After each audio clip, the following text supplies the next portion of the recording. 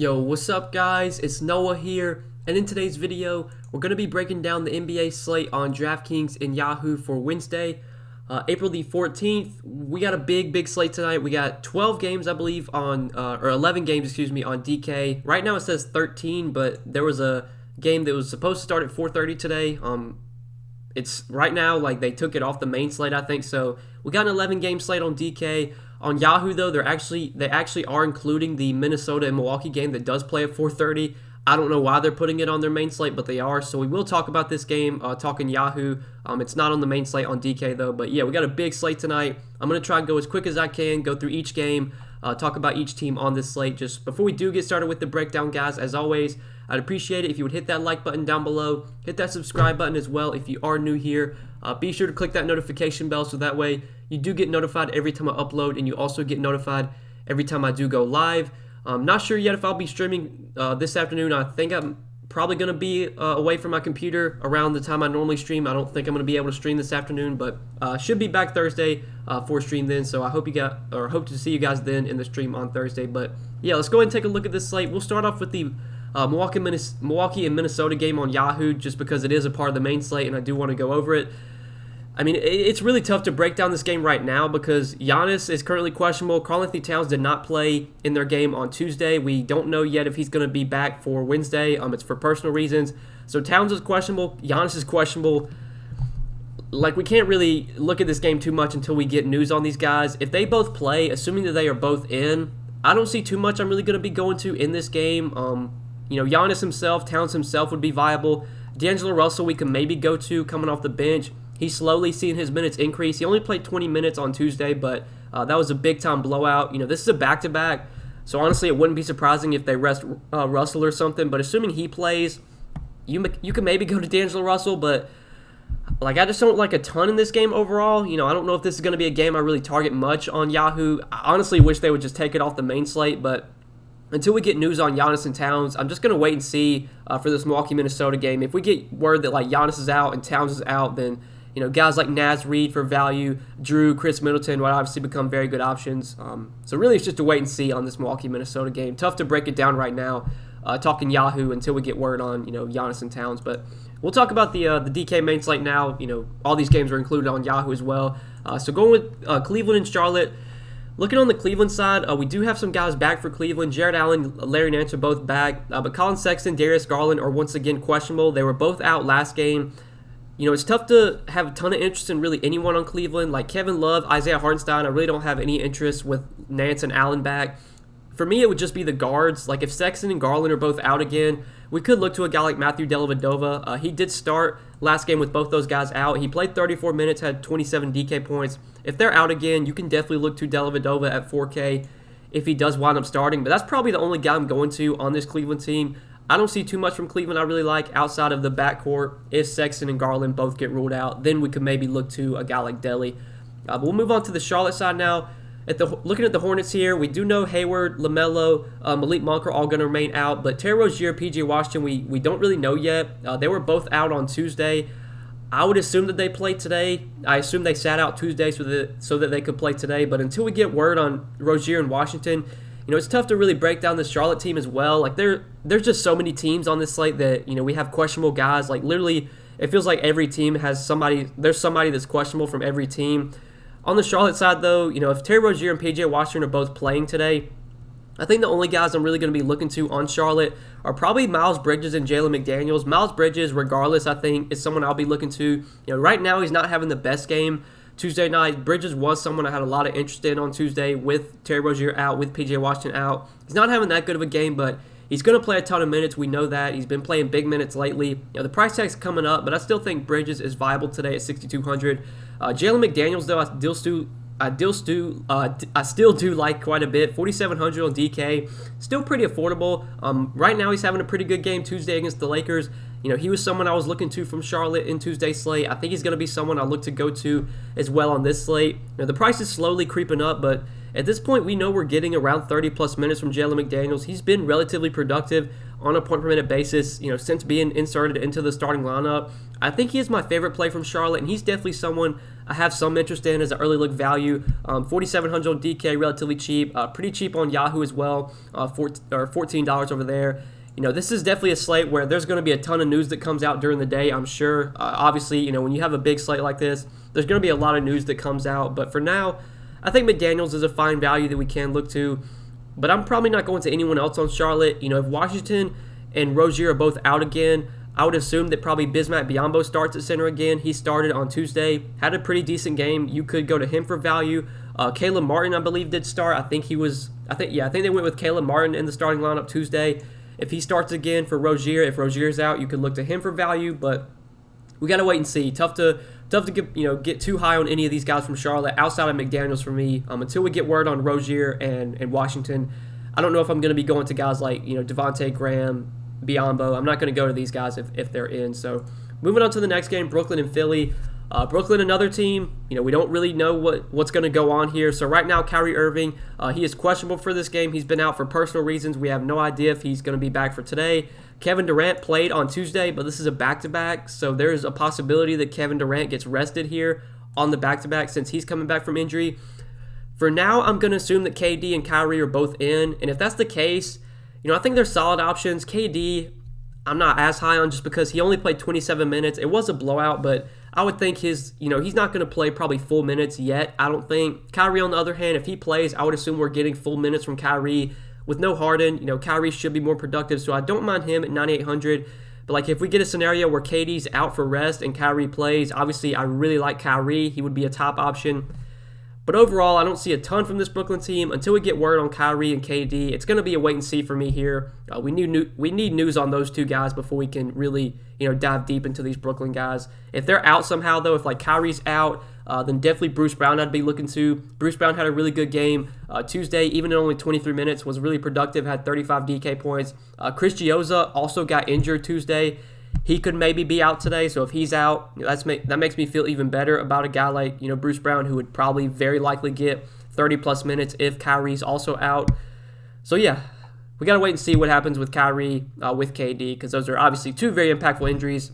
I think for now, I'm going to assume they're both in, and if that's the case, I don't see a ton that really stands out from Brooklyn. But on the other side, looking at the Sixers, I think Joel Embiid at 10K makes plenty of sense as a pay-up center option. Since he's come back from injury, he really hasn't had any monster games. His best game was against OKC in 27 minutes, had 54 DK points. He's actually, on a point per minute basis, he's been really good these last two games, but his ceiling has definitely been capped due to blowout. He hasn't played in the fourth quarter in either one of those last two games. Only played 27 minutes against OKC, just 26 against Dallas. I think if KD and Kyrie both play, you very likely do get a close game here and you get full minutes from Joel Embiid. And we've seen Brooklyn just get killed by centers this year. It's a really good matchup for Embiid. He's someone I do have interest in as a pay-up option today at 10K. But he's really the only guy I'm considering from the Sixers, nobody else for me. So moving on to the next game, San Antonio and Toronto. On the Spurs here, I really don't like anything on the Spurs team. It's such a big slate. We can't really play everybody. So the Spurs, I think, are just a team I'm going to be avoiding as a whole. I don't really see myself rostering any Spurs today. If I had to play somebody, it would probably be like Dejounte Murray. But overall, this is not a team I have much interest in. Now on the Toronto side, another team that we don't really know what's going on here in terms of injuries. We do know that Fred VanVleet's going to remain out, but Kyle Lowry, DeAndre Bembry were both out Tuesday. I'd assume Lowry's going to be back today because he was out for rest. I assume they'll play him today. But we saw last time they were on a back-to-back, Siakam got rested last time they were on a back-to-back, so Siakam could maybe be out. We just don't really know here. For now, I'm going to assume that Siakam, Lowry, OG, that all these guys are in. If that's the case, I don't think there's really anyone that stands out from Toronto. Lowry himself would probably be my favorite play. I did like Lowry a lot on Tuesday's slate, before we got word that he was out. He was someone I had a lot of interest in. I think his price was $7,400 on Tuesday. Price didn't really move, $7,600 here. We know without Fred VanVleet that Kyle Lowry definitely gets a bump. So if I'm going to play any Raptors today, it's definitely going to be Kyle Lowry. He's the one guy that I do have the most interest in. But Siakam at his price, I'm not a big fan of. Same with guys like OG and Boucher and Gary Trent. It's really just Lowry for me, nothing else. So moving on to the next game, the Clippers and the Pistons. Now on the Clippers side, we don't know yet if Kawhi's going to play or not. He was ruled out for Tuesday's game. This is a back-to-back.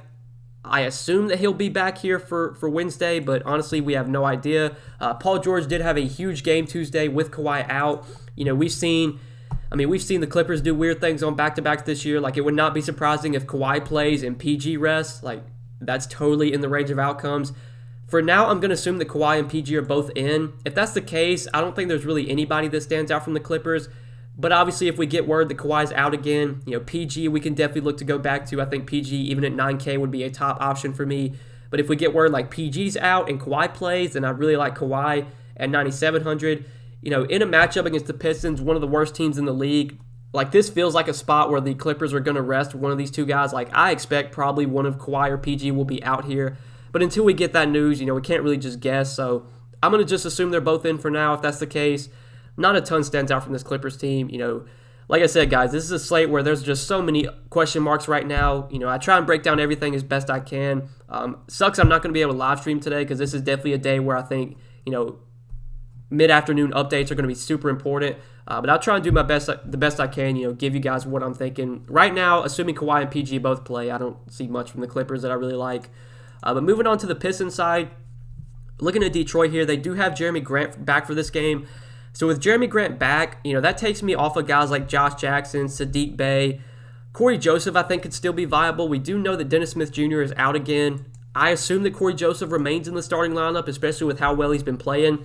And since being inserted into the starting lineup, he's played at least 30 minutes in every game, 32, 30, and 32 minutes. He's been productive too, with 40, 21, and 49 DK points. Still somewhat cheap at 4,700. If you're looking for a cheaper point guard today, I don't mind Corey Joseph, assuming that he does remain in the starting lineup. But overall, this is not a Pistons team that I really want to be getting much exposure to. I mean, this is definitely a spot where we could see, a big-time blowout. These guys could get limited minutes. I mean, Detroit's already a team that just runs a super deep rotation. I don't really want to be playing a ton of Pistons today. If I had to play anyone on Detroit, I think it would be Corey Joseph for me. But moving on to the next game, the Knicks and the Pelicans. So in the Knicks today, this is a really good matchup for these Knicks guys, facing a Pelicans team that does play really fast. I think Julius Randle in tournaments looks like a pretty appealing option. Now, like in cash games, I don't think I'm going to get to Julius Randle on this slate just because there's other studs I do prefer. But we know Julius Randle has a ton of upside. This is a matchup where you should expect him to have success, against the Pelicans team that has not been good defensively this year, that does play really fast. 9,500. Pretty reasonable price tag for Randle. It's not like he's 10,200, 10K like he was a couple weeks ago. At 9,500, I think that's a much more reasonable price tag for Randle. I do have some interest in him for sure from this Knicks team. I think he is definitely my favorite guy from the Knicks today. Don't mind RJ Barrett in tournaments, but that's probably it for me. I'm probably not going to any other Knicks outside of Randle and Barrett. I think those are the only two guys I'm going to be considering on this team. I think Randle's definitely my favorite, the one I'm the most confident in. But on the Pelicans side, tougher spot here for the Pelicans. Obviously, the Knicks, been a good defensive team this year. They play really, really slow. Definitely a big-time pace-down spot for the Pelicans. But, Zion's been so good lately. I don't mind Zion, but, I think I'd rather play Julius Randle in a better matchup on the other side of this game. I'd rather have Embiid as well in a good matchup. We're going to talk about Westbrook, who I really like, De'Aaron Fox, who I really like. I don't think I'm going to go to Zion, but it's hard to argue with him at this point just with how good he's been. Brandon Ingram finally had a really good game last game, but I don't think I'm going to go to him today in a tough matchup. Lonzo's doubtful. He's not expected to play, but I don't think that really impacts a ton. Eric Bledsoe, even with Lonzo out, he's not been doing anything. He's not a guy you really want to roster at this point. Overall, this is not a Pelicans team I have much interest in. Wes Iwundu started last game, played 27 minutes, had 21 DK points. I guess if he starts again, you could maybe play him for value, but there's just so many questionable guys right now. I have a good feeling we'll have better value today than a guy like Wes Iwundu. So yeah, really not much I like from the Pelicans overall. So moving on to the next game, the Magic and the Bulls. On the Magic side, I do have a pretty important injury here to talk about with Mo Bamba. Mo Bamba is currently questionable. He had to leave their last game, was not able to return. If Mo Bamba gets ruled out today, I do actually have a lot of interest in Wendell Carter. It is a revenge game for him against the Bulls. If you want to take that in, if you want to factor that in. I think my main reason, though, that I'll be looking at Carter is just if Mo Bamba gets ruled out, I think we very likely get, around 30-plus minutes from Wendell Carter. He's been pretty productive this year with the Magic. He's been about a fantasy point per minute player. The matchup here is pretty good against, the Bulls team that does play fast, that hasn't really been that good defensively. If Mo Bamba gets ruled out, Wendell Carter is definitely my favorite play from this Magic team. He's the guy that I do like most here. But Cole Anthony, I guess you could go to. He's been okay off the bench lately. Minutes haven't been as high as I would like, but in a good matchup. You could maybe go to Cole Anthony. I don't see a ton I really like from the Magic, though. Outside of maybe Wendell Carter if Mo Bamba's out, maybe Cole Anthony. Overall, this is not a team I really want to be rostering a ton of guys from. Kind of similar to the Pistons. The Magic are another team that run a deep rotation. They play a ton of guys every night. Wendell Carter will probably get about 30 minutes if Bamba's out. He's probably the only guy that I have, a ton of confidence in. So we can go ahead and move on to the Bulls side. Now, looking at Chicago here, there isn't much that stands out for me from the Bulls. I think if it was a different slate, I'd have interesting guys like Vooch and Levine, but on this slate with so many other games, there's just other guys I prefer over Vooch and over Levine. Overall, I don't see much I like from the Bulls today that stands out. I know Daniel Tice was really popular last slate. He had a decent game for his price tag, but again, it's a 11 game slate. We're going to have a lot of value that opens up. I don't think Daniel Tice is really going to be someone that I have in my value pool by the end of the day. So we can go ahead and move on to the next one. Talk about Indiana and Houston. So on the Pacers side, this is also a back-to-back for the Pacers, so keep an eye on that. Domantas Sabonis is someone I do have some interest in as a pay-up option, especially if Miles Turner remains out. I've been liking Sabonis these last few days with Miles Turner out. Now, Sabonis didn't have the best game Tuesday night, which sucks because I did play him on both my DK and Yahoo lineups. He didn't have the best game Tuesday against the Clippers, but if Miles Turner remains out, I'm totally fine going right back to Domantas Sabonis here. Just without Miles Turner, his rebounding numbers see a spike. His fantasy production overall sees a spike. He's had a double-double, I believe, in 3 straight games. Almost had a triple-double that game against Memphis. We know Sabonis has massive upside. We know he's going to play a ton of minutes as long as the game stays close. I think he is definitely my favorite Pacer today. But I do have some interest in Brogdon as well. Brogdon been playing a lot better lately. Had a really good game against Memphis. He was okay as well Tuesday. He didn't have the best game Tuesday against the Clippers, but I think he finished with around 40 DK points. Brogdon is 7,100, probably my next favorite guy behind Sabonis, but I don't think I'm going to anyone else outside of those two. I think I'd rather have Brogdon over LeVert. I think that does it for the Pacers. Now, looking at Houston, I don't see too much that stands out from the Rockets today. John Wall, if you want to go there in tournaments, makes some sense. On this slate, though, I think there's just so many other guys I prefer over John Wall today. So many other guards that I think are in better spots. Same with Christian Wood. You could always play Christian Wood in tournaments, but there's just too many other guys I prefer over him.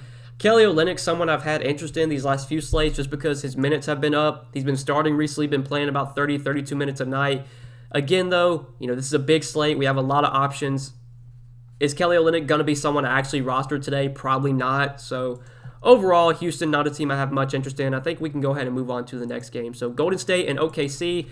Again, guys, I'm just trying to go as fast as I can, just get through this as quickly as possible. Don't want to take up too much of your guys' time. So on the Golden State side, we do know that Kelly Oubre going to be doubtful again. So with Kelly Oubre most likely out, Kent Bazemore is the guy that really benefits. We saw him start these last few games with Kelly Oubre out. Been somewhat productive, 29, 23 DK points. The minutes have been there. But now the price is up to 4,800. He's not really a top option anymore at this price tag. He was a really good play when he was 3,600. But now that he's 4,800, I don't think I'm going to be looking to Kent Bazemore here. Draymond, I don't mind at 6,900. Draymond still does feel too cheap. We know when Draymond gets his full minutes, he's got 45, 50-point upside. He can go for a triple-double any night. At 6,900, I think he is definitely my favorite play from this Warriors team. Kevon Looney started last game. I don't think he did much, though. He played 31 minutes, but he only had 19 DK points, so probably won't be going to Looney. Curry, I know, having a huge game last game against Denver. 36 minutes, 69 Draftkings points. He had 53 real-life points. Curry, we know Curry can do that any night, but again, we got Westbrook, we got Embiid, we got Julius Randle. There's just other studs we've talked about that I prefer over Curry. So really, from the Warriors for me, I think it's just Draymond and not much else. On the OKC side, I really don't like any Thunder here. This is just another team that runs a super deep rotation. They play a ton of guys. Everyone feels priced appropriately. I don't think there's really anyone that stands out as a top option from the Thunder. This is a back-to-back for the Thunder, so they can maybe rest some guys. If that happens, then that'll definitely change things. But until we get that news, I don't expect to really be on any OKC guys on this slate. Just too many other options I like. So moving on to the next game, Dallas and Memphis. On Dallas here, for me, I don't really see much I like. Luka you can always play, but on this slate, we're going to talk about Westbrook, who's in a great matchup. I like De'Aaron Fox in a great matchup. I like Julius Randle. I like Embiid. Just, we can't play all these studs, so I think Luka's probably going to, not make the list for me. I really don't like any Dallas guys either. Like, this Dallas team is just not a team I have much interest in. If I was going to play anyone, it would be Luka or Porzingis, but neither one are top options or priorities for me on this slate. And I think the same could be said for a lot of these Memphis guys. Like, I liked Memphis a lot on the last slate when they faced Chicago, but that was a different day. There was less games. Today we have so many games, so many options. J-Val, John Morant, you could always go to. J-Val just continues to crush. I mean, if I was going to play anyone on Memphis, it definitely would be J-Val, just because he's going out there and getting 32, 34 minutes a night. They're going to need him here against Porzingis. I think we do get around 32, 34 minutes again from J-Val. He's a great point per minute player. He's a guy that can score, a guy that can rebound, can block shots. I still do have some interest in J-Val. He's definitely my favorite play in this game. John Morant can't go there. After last slate, like, I'm so frustrated when anytime I roster this guy, he just never does anything. Could John Morant put up 50 tonight? And I would not be surprised if he does, but I'm not clicking his name at this point. I can't go there, man. I'm so tired of rostering John Morant. Every time I play him, he just never does anything. And on a big slate like this with 11 games, there are just so many other guard options I prefer over John Morant. So really on Memphis, it's J-Val, not too much else outside of Valanciunas. Moving on to the last two games of the night, Washington and Sacramento. So this is one we're going to spend a lot of time on. Two very fast-paced teams here, two teams that don't play a ton of defense.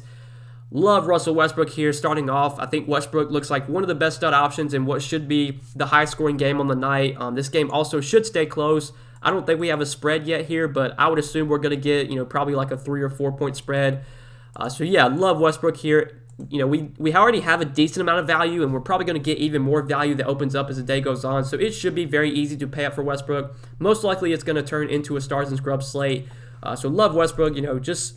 We know what he's doing on a nightly basis at this point. I don't need to sell you on Russell Westbrook. He's just going to go out there and stuff the stat sheet. He's put up a triple-double in literally he's put up a triple-double in 5 straight games. Like, the dude just goes out there and stuffs the stat sheet every night. It's literally like one of the best possible matchups you could get against Sacramento. Even with Bradley Beal back, Russell Westbrook's still been going out there and putting up 65, 70 a night. So love Russ here. He's probably my favorite stud on the slate right now.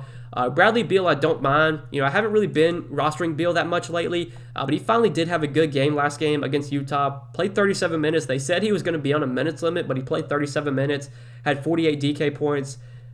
I mean, if I was ever going to roster Bradley Beal, it would definitely be here in this matchup against Sacramento, so I don't mind him either. But I'm probably not playing anyone else on Washington outside of Westbrook and Beal. Really, Westbrook, though, is the top play from this Wizards team for me. Now, on Sacramento, there's a ton to talk about here because we do have some pretty big injuries. Richaun Holmes, he's already been ruled doubtful for today. He's not expected to play. And then Buddy Hield, who was a late scratch last game, he's going to be questionable. He's questionable for this one. So maybe Buddy Hield could be out. I'm not expecting Richaun Holmes to play. So with me not expecting Richaun Holmes to play, with him doubtful, I really don't know what they're going to do with the center rotation. So I think Damian Jones started the second half in place of Richaun Holmes last game. Hassan Whiteside really hasn't even been in the rotation lately. Like, he hasn't been playing a ton of minutes. For me, I'm just going to plug in Whiteside for now. If Whiteside starts for Richaun Holmes, Whiteside is like the best value play on the slate, and I'll stand by that 100%. I'm going to plug in Whiteside for now at 3,600 on DK. His minimum salary on Yahoo. If he winds up starting for Holmes, he is my favorite value by far. We know Whiteside's a great point per minute player. He's a guy that's going to go out there and score. He's going to rebound. He's someone that can put up literally like 40 DK points in 15 minutes. We've seen him do it before. Fantastic matchup against Washington. I don't know if he starts, but it's just a wait and see. Now, if we do, you can plug Whiteside into your lineup. Even though this is a late night game, you can just plug Whiteside into your lineup, and then if he doesn't wind up starting, then you can just swap to whoever does, whether it's Damian Jones, who started the second half in place of Holmes, or if they go with Metu in the starting lineup. My best guess is it's either going to be one of Whiteside or Damian Jones. Damian Jones is minimum salary on DK, so if he winds up starting, he's going to be someone I definitely look to for value. Like I said, just going to plug in Whiteside for now, assuming that he starts. But if he doesn't, we can late swap. We can make changes need be. For now, though, I'm just going to assume that Whiteside starts for Holmes. But yeah, with Holmes doubtful, obviously there's a lot of center minutes to go around, especially because Marvin Bagley remains out. We're going to get probably, I don't want to say we're going to get 48 minutes from Whiteside or Jones, because they could definitely play small here and go with Harrison Barnes at the 5, but I think we do get, if Whiteside starts, I think he plays at least low 20s minutes. I think you get probably 18, 20 minutes from Jones off the bench, and then you probably get like 4 or 5 minutes from Harrison Barnes at center. But yeah, I do like Whiteside a lot. If he's a clear top value play today if he does wind up starting. But then De'Aaron Fox, going back to the top, like him a lot here, even at 9,600. The price tag's coming up, but such a good matchup here against Washington's, fast-paced game, a game that should see just a ton of points scored in it. We know Fox thrives in these fast-paced games. We saw him have a ton of success against the Pelicans in what was a very fast-paced, high-scoring game. Played 39 minutes, had 62 DK points, took 30 shots in that game. Like, he's just getting so much usage right now, taking a ton of shots, playing a ton of minutes. Even at 9,600, I still like De'Aaron Fox a lot today, and I think stacking him with Westbrook makes a ton of sense on this slate. Overall, this is a game that I just want to have a lot of exposure to. Really like Fox on Yahoo as well. Easily to fit, or you can easily fit him in with Westbrook at $44 because, like I said, we already have a decent amount of value right now, and on a big slate like this, 11 games, there's going to be even more value that opens up as the day goes on. But then Harrison Barnes, normally a guy that I never play, but I do have some interest in him at 6,500. He played 43 minutes in regulation last game. Very likely that we get 38, 40 minutes from Harrison Barnes here. Might even get some center minutes if they elect to play small a little bit, which should help his rebounding numbers. He did have a double-double last game. I like Harrison Barnes quite a bit, especially if Buddy Hield remains out. Harrison Barnes is going to be someone I definitely look to. Now, Halliburton did start last game in place of Buddy Hield. Wasn't very good, only had 24 DK points in 31 minutes, but in a great matchup like this, in another fast-paced game, I do have interest in Halliburton if Buddy Hield remains out. He is someone that I'll be looking to. And then we have some value from Sacramento. So Mo Harkless, another guy that I normally never rostered, but he's been playing pretty well for the Sacramento team. He's been starting these last few games, and he's played relatively big minutes. He started the last two, has played 31 and 34 minutes, and has put up 29 and 30 DK points. I would prefer that Buddy Hield be out. That would just make me feel better about Mo Harkless if Hield remains out. But even if Buddy Hield plays, I do think we get Mo Harkless in the starting lineup and probably playing around 30 minutes. So he is someone that I will definitely be looking to today if they do elect to start him again. We'll have to keep an eye on this. I'm pretty sure. So he started Tuesday's game against the Pistons. So he started the last 3 games, I believe.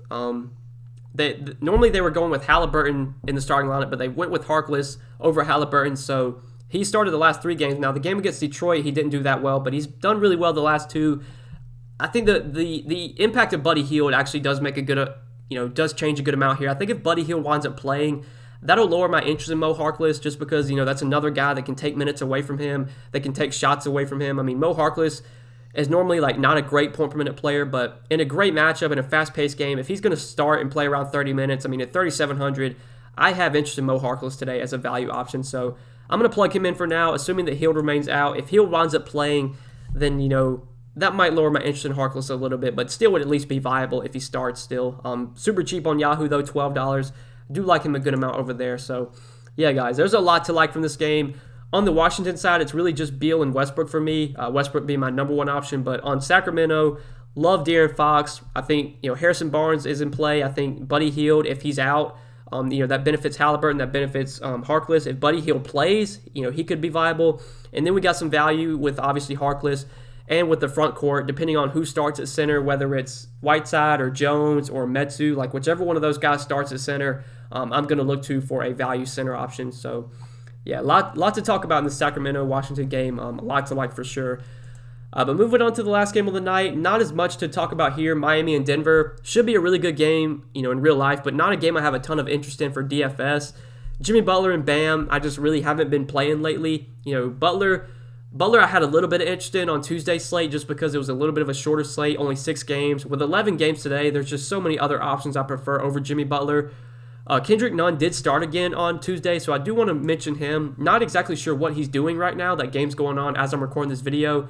But Kendrick Nunn, if he starts again, if he has another good game Tuesday night and they put him back in the starting lineup Wednesday, he's still cheap. He could be someone you look to from Miami. But overall, I don't like much on the Heat today. On Denver, it's kind of the same thing. Jokic, I'm a big Jokic fan. Love the guy. Love playing him in DFS. But on this slate, I think there's just so many other studs I prefer over Jokic. Honestly, if I was going to play anyone on Denver, it would probably be Campazzo, just with Jamal Murray out for the season, or I think he's out for the season, I believe. Yeah, torn ACL, which, man, sucks for Jamal Murray. With him out, I think Campazzo's the guy that I would be looking to. I assume Campazzo starts in place of Murray, probably gets around 30 minutes. He's 3,700. Another guy you could throw into the value pool today. Will Barton, I think, gets a little boost without Murray. If you want to go to him at 5,400, I don't mind him either. But overall, this Miami-Denver game is not one I'm going to have a ton of interest in. A lot of my interest in these late-night games is coming from Sacramento and Washington. I think that's the clear game to talk about today. Clearly one of the best games on the night. But yeah, guys, that does it for all 11 games today. 12 games on Yahoo. Just keep an eye on that. You know, the Minnesota and Milwaukee game that starts at 4:30 Eastern Time. Right now, it's a part of the Yahoo main slate. Maybe they'll take it off, but for now, it's a part of the Yahoo main slate. So if you're making lineups on Yahoo, remember that the main slate does start at 4:30. At least right now it does. We'll see what they do if they decide to take it off the slate. But yeah, guys, big slate today. Should be a fun one. I hope you guys did enjoy this video, and I hope it did help. If you enjoyed, click that like button down below before you do get out of here. Hit that subscribe button as well, and be sure to click the notification bell so that way you do get notified every time I upload, and you also do get notified every time I go live. I don't think I'm going to be able to go live today, but I should be live on Thursday. Should be back Thursday with another live stream then. So I hope to see you guys then in the live stream Thursday. Best of luck on this slate. Thanks for watching, guys. We'll see you in the next one. Peace.